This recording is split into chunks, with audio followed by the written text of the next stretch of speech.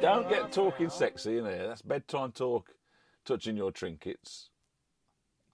Seriously. I've had enough.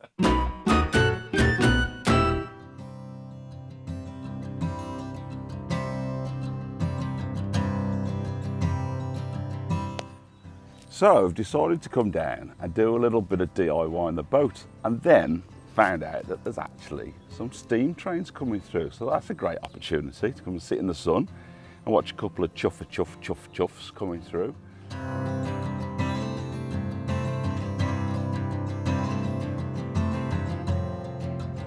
There she is over there, Mrs. Lumsden on the boat, chatting to blokes as usual. So I'm hoping she's going to be supplying with coffee and the odd biscuits and lots of love, care and attention, because you know me, I need that as a motivating factor to be able to do a good job.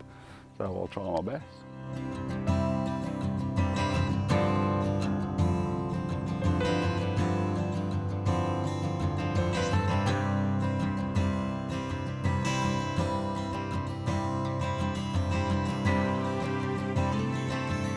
So we're here at the Home Moorings, Lichfield Cruising Club at Huddlesford Junction. So I think we're going to have a lovely day.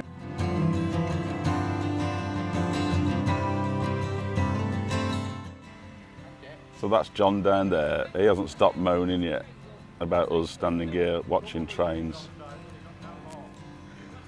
Mrs. Lumsden is attracted to the strangest men. Here it comes.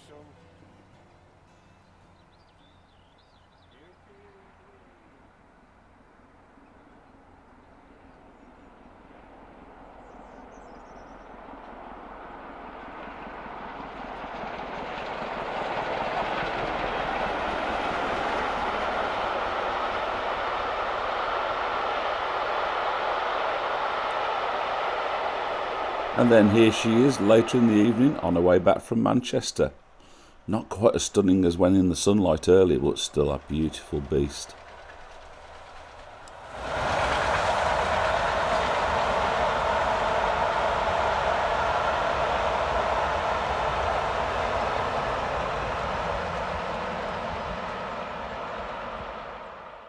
So it really is a stunning day to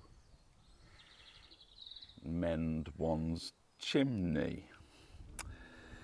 You see, this happened last week when just approaching a bridge hole and a real beast of a gust of wind kicked up, pushed us straight across and caught the very edge of the cabin top here and squashed the chimney over there. So it is now stuck on there, so I have to try and pull it off. The rigours of narrowboating. Sometimes I just wonder, is it all worth it? And then I look up there and I think, of course it is.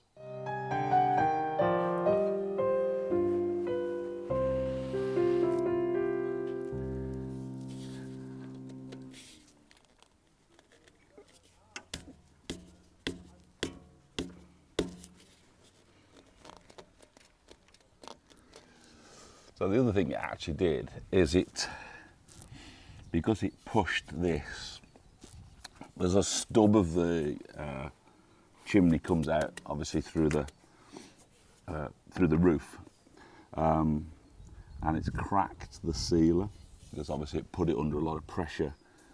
So not only did it twist this little cap onto it, so it's fast stuck, it obviously applied a bit of pressure to the lower section.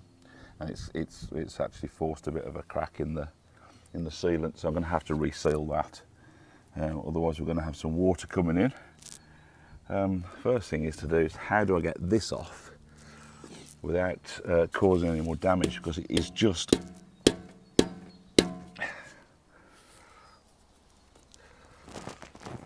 forced on. So I'm thinking I need a bit of a lever to kind of, if I can lever this up If I can use wood instead of metal, then I'm not going to.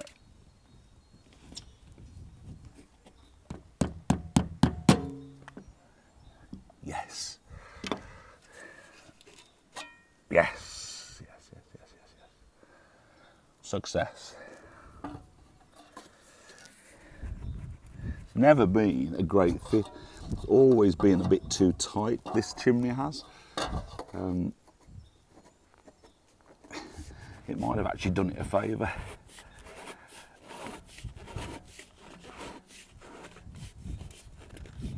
But yeah, it's not great. So, let's just try and straighten these bits up as well.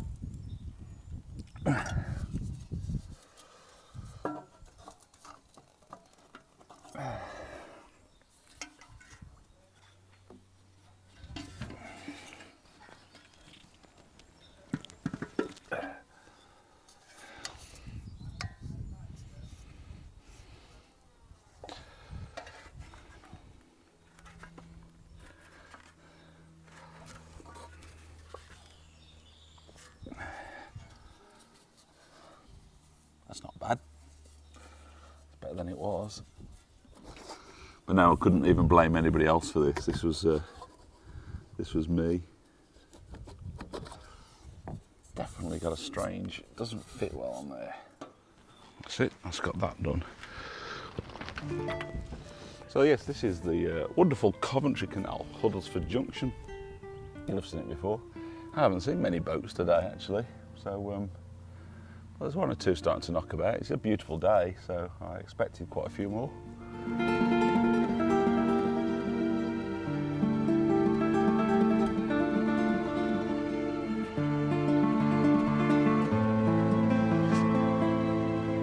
Hi there, you alright? And so the next job I want to do, I think, is obviously the whole thing needs a bit of polishing, a bit of tea cutting. There's a lot of scratches all over it. I think for the purposes of today, I'm just going to concentrate on this panel. Get the name looking prettier and the flowers and stuff. Just to prove a process, I suppose, more so than anything else. The whole boat's coming out onto the slipway in a couple of weeks. So I'm going to redo the bottom, redo the blacking. So well, if before then I can kind of get the top bit sorted over the next fortnight, then I can focus purely on the blacking, and make use of the week that I've got on the slipway. So that's the plan. So yeah, you can see there's a lot of scratches on there.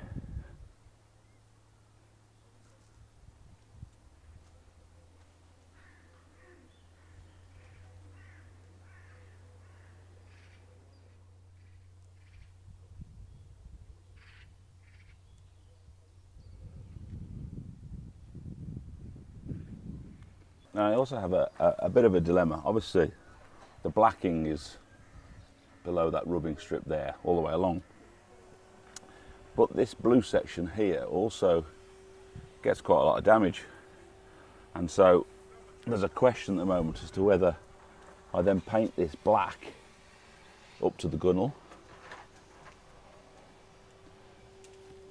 or whether I redo the blue. Once it's black, it's always easier to repair because you can just roller over it with some new matte black.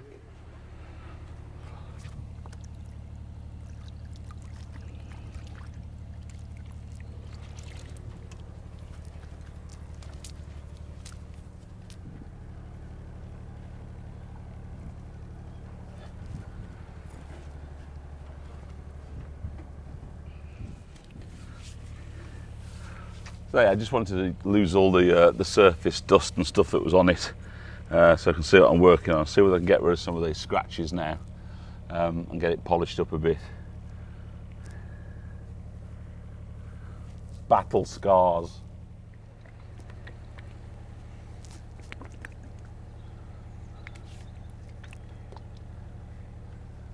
Other cutting polishes are available.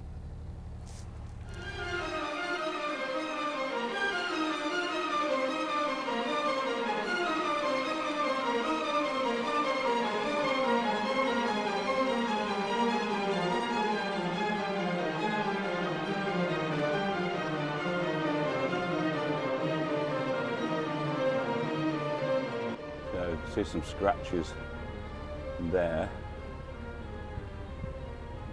but they're gone. They've gone from that section there. So a bit of elbow grease, doesn't take long, and they've gone. So we'll do these bits now that are between the flowers and the underside of May. Let's see if we can get these gone. These are a bit deeper than the others. Not helping my frozen shoulder. Did I tell you I got a frozen shoulder? It's not nice. It's not nice. I've had it for months actually. And I'm just having to learn to live with it. I don't actually know what caused it. I'll tell you what worsens it is my tiller. I think my tiller, the angle of it is too high. So if I need to pass the tiller behind my back, that's when I really feel it. And so I'm not sure whether that, did a lot of stuff around Birmingham in the back end of last year. And I was doing a lot of manoeuvring in and out of different sort of round the loops and a few bits and bobs. It wasn't just kind of standard cruising, it was quite busy on the helm. And I'm just wondering whether it was a bit of intense activity there that started it off.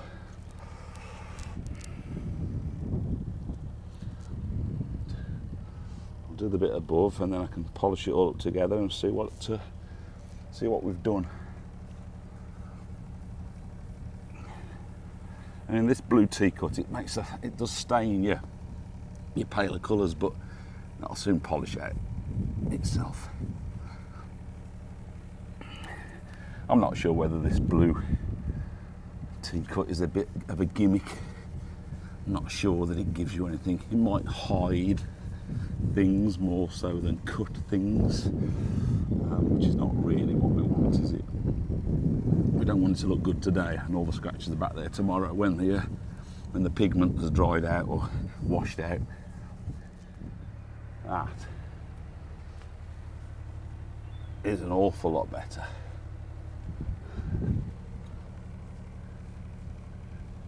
Awful lot better. I can see myself in my paint again. As I say, the blue does make a bit of a mess of your paler colours, but I'll clean that up in a minute. But again, you can see here where there are some stripes, and then after the flowers they've gone. So all that section now out there is scratch free. I've just got to come and do this bit.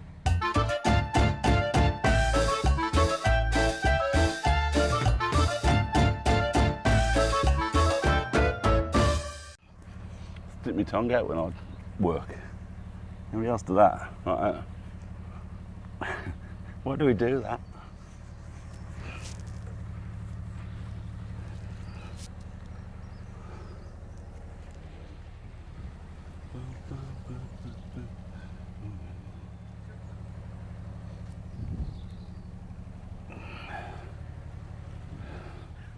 Come have a look. Just this little section I've done.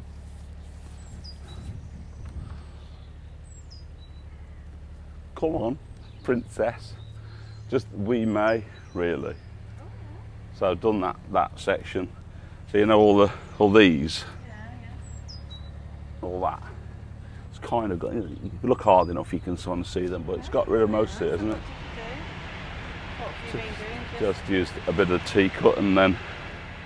It's hard. It's quite hard work. You have to scrub hard, but you can see. You look at the reflection in that now. Yeah, reflection. In comparison to the rest of it, it's quite flat. Yeah.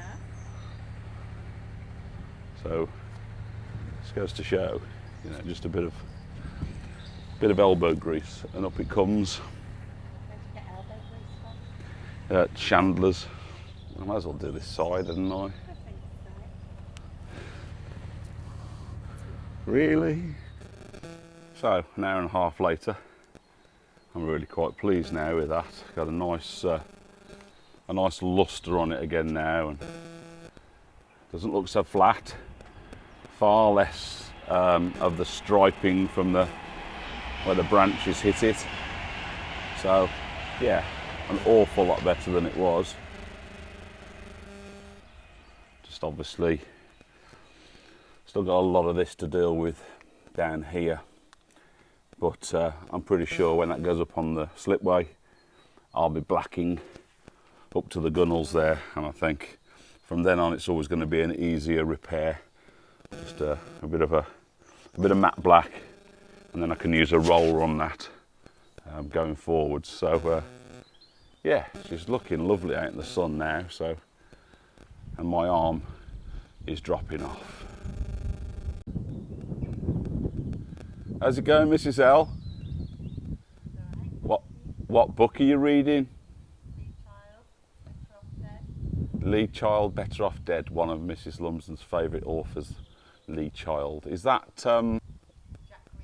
Jack Reacher? Shall we go to the pub, Mrs? Yes. The Plough at Huddlesford, let's do it. Very, very excited. Doesn't take much. And this is us walking back from the pub. It's a different view of the junction, actually, with the two cottages that are stuck together. One used to be the Lengthsman for the Worley Nessington, and one was the Lengthsman for the Coventry Canal. And now, please excuse any slurring from now on. Anyway, we've had a lovely lunch, haven't we? Can't you tell? Yes, wine-fueled lunch. Copious amounts of wine. Where I had a beautiful bit of cod with like a cod ciabatta with tartar sauce. Beautiful, chunky homemade chips. Nice. What do you have? Pizza. Pizza. Build your own. Yeah, build your own pizza. Build your own. Spicy beef, sweet corn, and red onion. Perfect. If you're ever passing the Plough at Huddlesford, you have to pop in. I have never had a poor meal. Well, it's been a while since you spoke to these beautiful people, so just wondering, got anything to say? No. What are your plans? What, for today or life? Well, whenever. Today depends on what Finn and George are doing. So I need Yeah, to they always come ahead of me, don't they? Of course they do, because I love them. Finn and George and Mrs. Lumsden's children. Well, I'm not sure whether that's right or not, that they should come ahead of me. I don't. You're about to say, I'm not sure that that's actually correct, as in they weren't my children. Well, they're not my kids. They're not your kids. Why are they interrupting my life? Oh, I see what you're trying to do here. Probably from the point when we first got together and you used to say, they're not my kids. Do you remember? Yeah, Remember I those actually years used to ago? say, they're not my kids. Exactly. So now it's come back to haunt you, because you're right, they're not yours. They are It mine. was only ever jest. How we laugh. Yeah. Oh, how I laughed as my children were crying because their stepdad didn't love them. Have you told them about your lovely trip up the bridge this morning with your fellow train spotters? Oh, yes, I've shown them that I've already seen the video. Oh, okay. Yes, as long as I've edited it that way. But yes, they've seen it. I then missed one. There was a second train, a second steam train. I heard this thing clattering. I thought, that can't be an electric train. Then I thought maybe it's a freight thing, because they can be a bit clattery. And then this beautiful other one came through. I thought it was a helicopter to start with, and then all of a sudden you were like a meerkat, and I could see you going like, what's going on, what's going on? That one's coming back later. If I get footage of that, it'll be on its return journey. There you go. And thanks to my friend Wayne Brownhill, here indeed is the ex-GWR Clun Castle thundering through Lichfield Trent Valley at about 6:20 on that very evening. What a sight.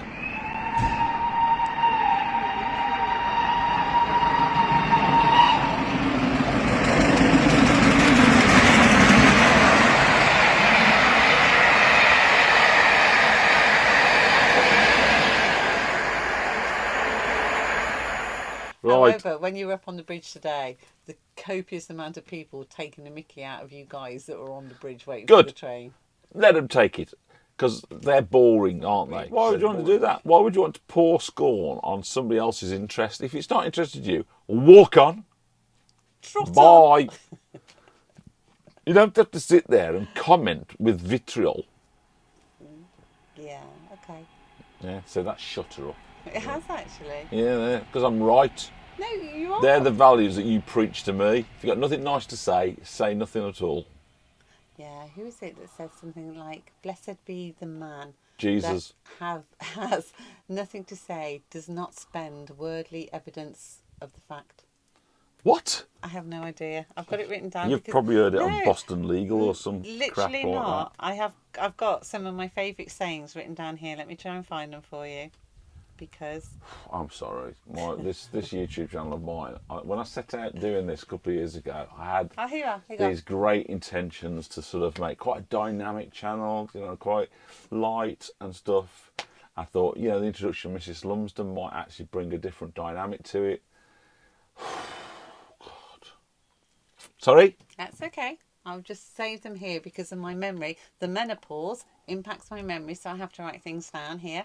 So I've got speak only if it improves upon silence. Gandhi. My favourite one.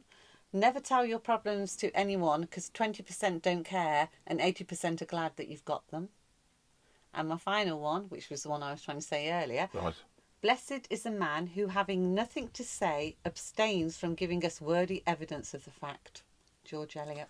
Sounds So lovely. basic. Have you seen my new piece of wood that I need to put up? No. There's no more room. There is. You've already over-busied this boat. It's not over busy. It looks beautiful. It is. When you're a fat git like me, I can't walk around without knocking one of your little pretties off the wall somewhere. It's not easy. Do you know what? I think that is a huge exaggeration here.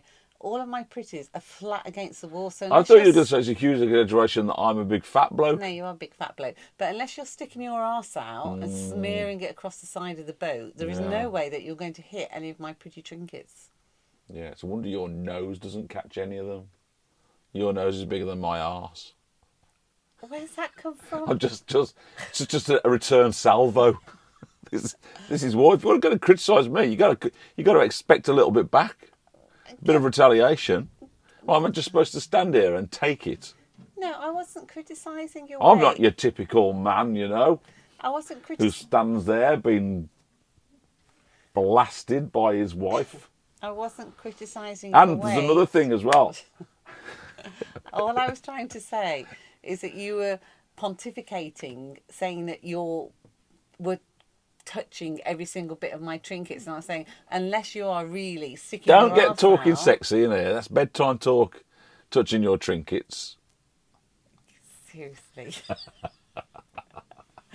I've had enough. Looking at our wedding photo over there, it's gotten, I don't know what's happened. It was lovely and upright, and now it's fallen to the side as if our marriage Just is like our broken. marriage, it's fallen to the side.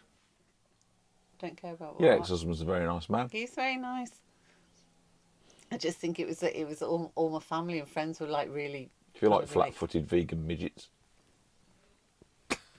That's my children's father you're talking about. He's not. I was joking, he's not flat-footed at all. However, He's not. He's very nice. He Nick isn't. Nick Waldron, if you do watch this, you probably don't. But I quite like you, really. good. I hate your kids. I'm joking.